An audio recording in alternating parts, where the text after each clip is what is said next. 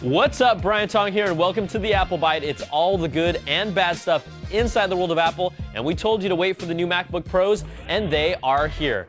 The MacBook Pro 15-inch and 17-inch models feature Intel's Core i5 and i7 processors, which allows for 4 virtual cores on the dual-core processor. Early performance tests from Gizmodo show performance gains of over 50% when comparing the new 15-inch 2.66 GHz Core i7 to the previous 2.8 GHz Core 2 Duo. Now, our expert editor, Dan Ackerman, talks about the graphics card enhancements as well. The big change is the graphics. They're taking that NVIDIA 9400 integrated chip and replacing it with a better integrated NVIDIA graphics chip. That's the 320. And then on the 15 and 17-inch versions, they've gone to Intel's just built-in integrated graphics, and they're adding on top of that an NVIDIA 330, which is a great GPU. For people wondering why the 13-inch MacBook Pros did not receive the new i5 and i7 processors, Steve Jobs responded to a 9to5 Mac reader's email and said, far faster graphics and 10-hour battery life trump 10 to 20% faster CPU. Or maybe, SJ, you did that so people will have to move up to a 15-inch to get the new processors? I mean, think about it. $11.99 for a 13-inch or $21.99 for a Core i7 15-inch. That's pocket change. Dan Ackerman chimes in with his final thoughts. Other than that, these are still pretty much the same MacBook Pros that you know from last year.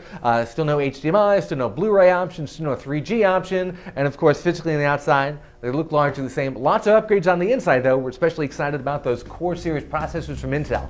I'm Dan Ackerman, and that is Apple's new 15-inch MacBook Pro.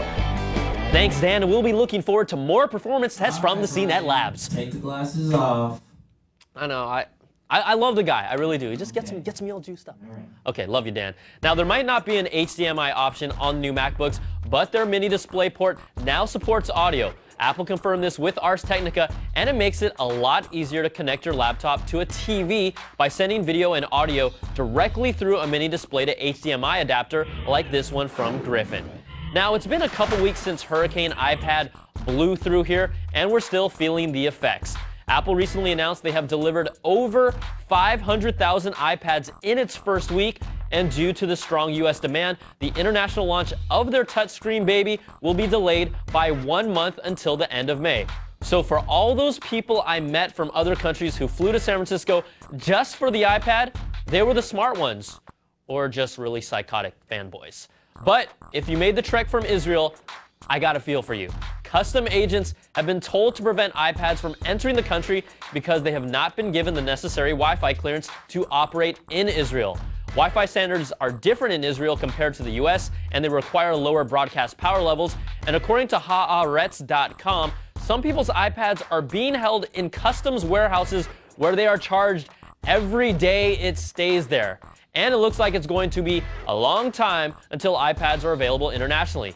Now, this is just a nasty situation, and until this gets resolved, on behalf of Israeli iPad owners everywhere, I'm throwing out the bad apple.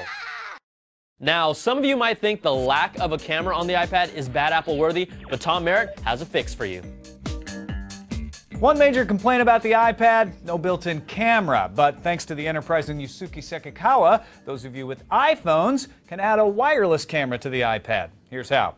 First, on the iPad, go to the App Store and search for the app Camera A. It's 99 cents, so this whole thing has to be worth $1 to you. If it is, buy the app, download and install it. Then on your iPhone, search and download Camera B. This app is free since it's sort of useless without the Camera A on the iPad. Launch Camera B on the iPhone, then launch Camera A on the iPad. If all goes well, you should shortly see the view from the iPhone's camera show up on the iPad screen. Point the iPhone camera at what you want to photograph and then press the camera icon on the iPad to take the picture. If you don't get a connection, make sure Bluetooth is on both the iPad and the iPhone, or make sure both devices are connected to the same Wi-Fi network. Enjoy your new camera on the iPad. Sort of. I'm Tom Merritt, CNET.com. Thanks, Tom, but if I see any of you in public using your iPad and iPhone in tandem, I might have to kick you, unless you're bigger than me.